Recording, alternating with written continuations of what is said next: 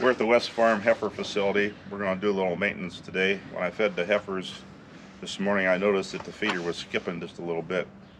And that's an indication that the chain's getting loose and it's starting to catch on the return side. So we're going to go in here and take that chain up. Give you a little taste of some maintenance on something different.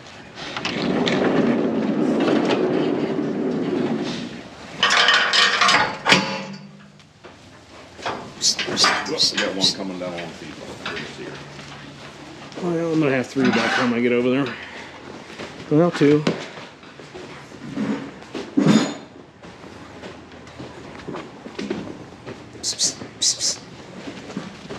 Come on.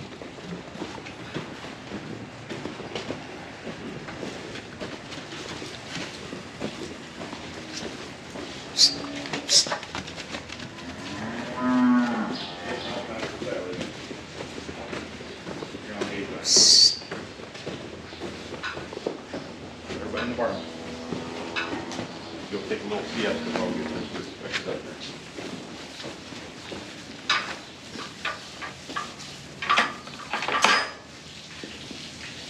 Can show you a little bit about this feeder here.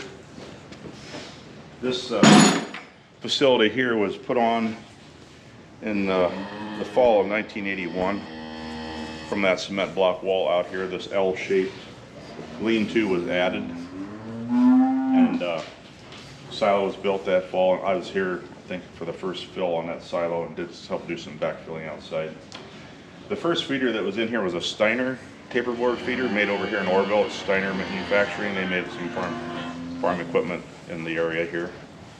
The reason it's called a taperboard feeder, if you look at it, maybe Ben can get a little bit closer and show you how it is, but there's a board on top of here that tapers. It starts out at 100% coverage underneath the silo, and as it comes down through the barn, it tapers. And they make these, this is a Rissler feeder. It's made in Pennsylvania. It's an all-wood feeder. We have another Rissler conveyor over at the other farm that has baled hay on it that was custom made for us. But anyway, the first feeder was all angle iron construction, and it slowly deteriorated away, mostly under the silos where it rusted out really bad. And that was where the tensioner was. And unfortunately, when that cancer got that, it was done for, because without being able to tension the chain, you couldn't maintain tension on it. So it was pretty well shot. So we took it out. I wish I would have dated when we put this thing in. I put a date on the other stuff, but I forgot this one, so I don't know when it was put in. It's been in here a while. I want to guess right about 10 years. 10 years. Anyway, so the issue we have right here, if you look underneath here, you'll see where this chain goes back up on top on the returns. And see how these slats are hanging down?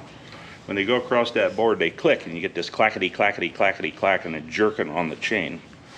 And something's going to go bad if you keep running it that way. So to take the chain up, I'm going to take this shield off here and show you. With this drive head, it's pretty neat how they've got this set up. These boys here know what they're doing. They've got a pretty nice product.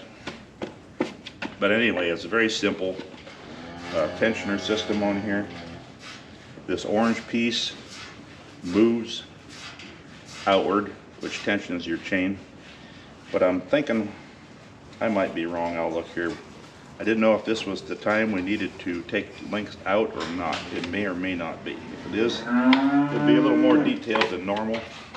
If it's not, it's going to be a pretty simple, quick fix. But once you run out of adjustment, you have to back your tensioner up all the way and start over and remove a couple links. This is called a detachable chain. Some of you guys are probably familiar with that. What that means is you can take a hammer and a special tool and pound it apart, these links. I need to look at this and study this for a minute. I think we're going that way. No, we're going that way. Yeah. So it'd be moving. You're going to be shrinking that bolt on this side of that angle. So I think we're getting pretty well. We're at least halfway through the adjustment. Pretty well out of adjustment. So I think it might be wise this time to back these off and start over. It's a warm day and we have time. Now this is the time I should have brought the gear wrench and I didn't. You know what? There might be one in the truck. Let me look. 9/16. I like the gear wrench better that has the lip on it. Gear wrench, if you're watching, you had a good thing and you ruined it. The ones that got that retainer on them. Keep the nut from falling. Yeah. Alright, push on it and let's see what happens. Are you bottomed into the wood yet or not? Yeah. Alright, I'm out on this nut, so I'm going to move some more. Check the nut on that side and see if it's bottomed out. You got room? I'm gonna turn it some. Might as well do as much adjustment as we can out of this. I'm all the way to the end of the bolt, flush with the end of the bolt. I don't think we got too much more room to go. Probably not. About maybe an inch away from a piece of that to Push on it and see what happens. what's going on this side. Are we against it again? Yeah, we're going to begin. I need to move some more. We got more if you want. It needs to be even with the other side. So.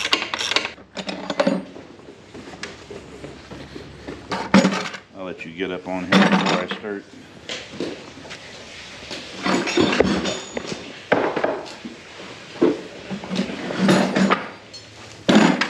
If you look right here, you can see where I shortened it before.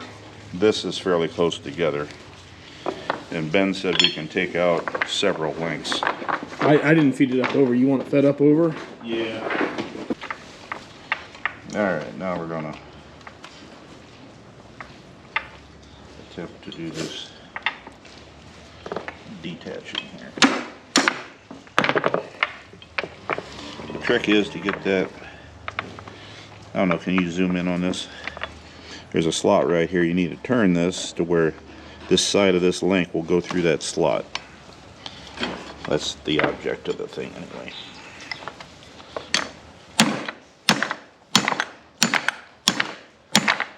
Without pounding your fingers. That's the objective anyway. So if I yell, you know I hit it. There's one side. Drop two. Same on the other side. And we got some help as usual. Unfortunately, they don't usually help too much. You're good at taking stuff.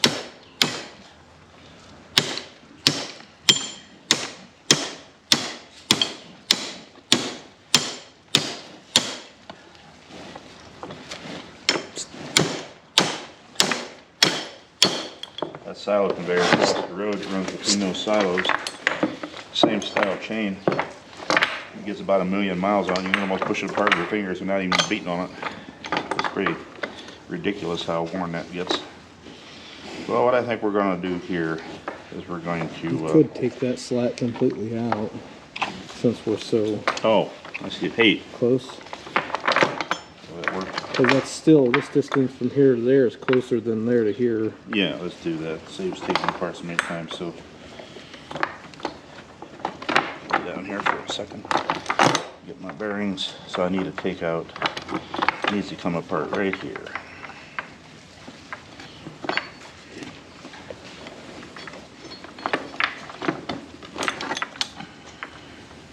I don't know if you can swing there though. We'll see. Moving.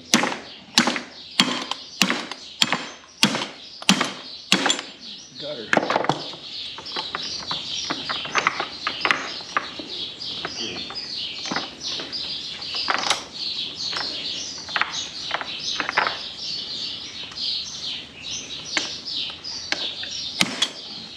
I'm doing that right, right? 1, 2, yeah.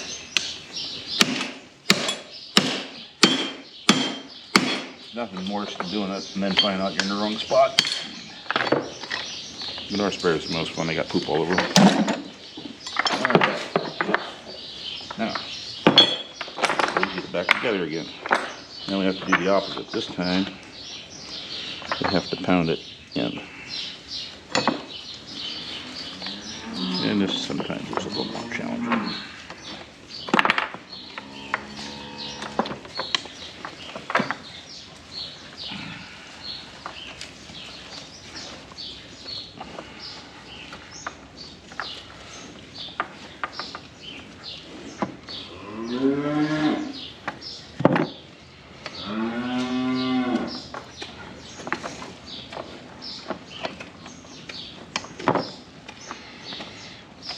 tap it to start it?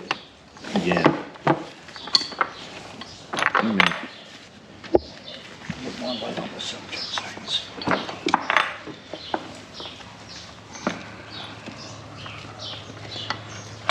All right, let's try that.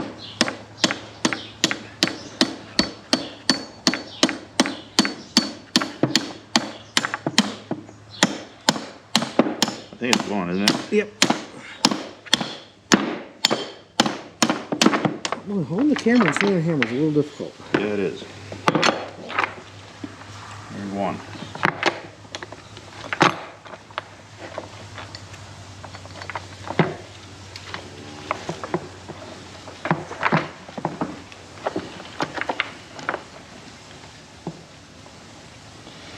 I don't know if you can see it. Ready? Yeah.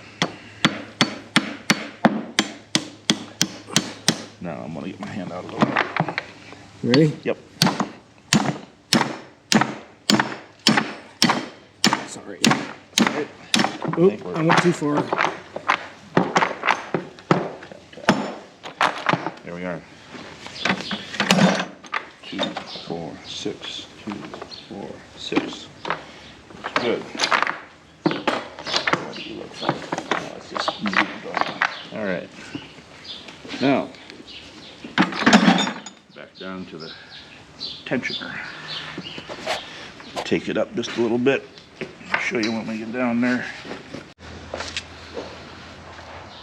All right, now, if you look at that, we still have a lot of bag down there. See that? It's still going to catch going up over that board.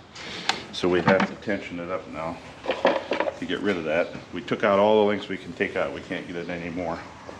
So the rest of the adjustment's going to have to be done here with this. But we do have adjustment now. So I should be scientific and do this. Measure. Although these feeders do wear harder on one side, you're going to see here, you aren't going to be able to get the measurement exact because one side of the chain stretches more than the other. The old one was the same way, the old feeder. Tell me when this side here starts getting about right, and I'll quit.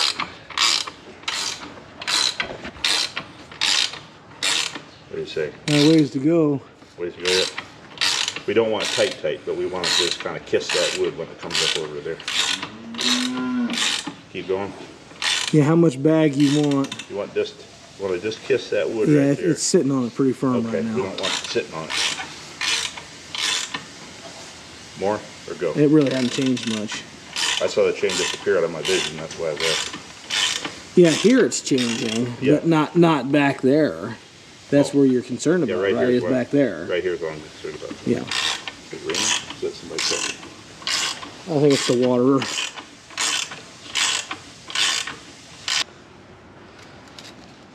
You're like 5 3/8 maybe in the center. Yeah. And I can't see this side. You're About the same. 5 1/2. So you're 1/8 of an inch This side needs to yeah, go you more. need to come towards me on that one.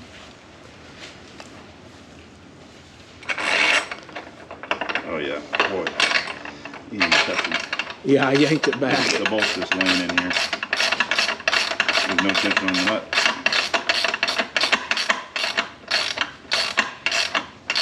Never understood why they use stainless steel bolts and mild steel nuts, so that's one thing that I don't understand. What do you say? You better check that before you go too much more.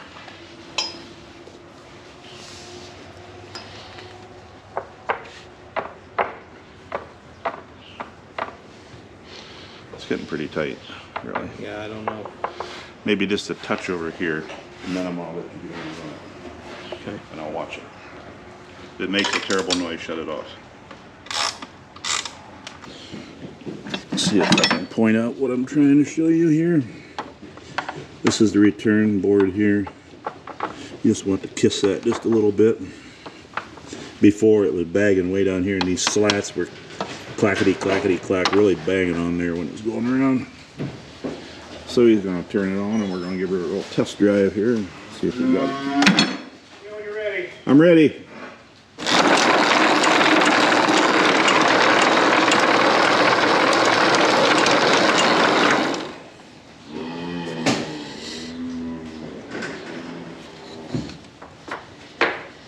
think we're going to call that good. If you make them too tight, then they make terrible racket and complain, and they don't like that. All chains are rated to have a certain amount of free play. It depends on how big the chain is as to how much free play there is. We'll touch on that someday when we're doing some other maintenance. But the bigger the chain, the bigger the free play that the manufacturer wants. I think it has to do with the cross-section diameter of this sprocket, how much free play you're supposed to have. Yep. Here we are. That's done. This feeder's nice too. It has grease fittings for maintenance. Pretty simple adjustment, I think. One of the simplest I've ever seen. So that should last for quite a while. A couple thousand miles anyway. Yeah.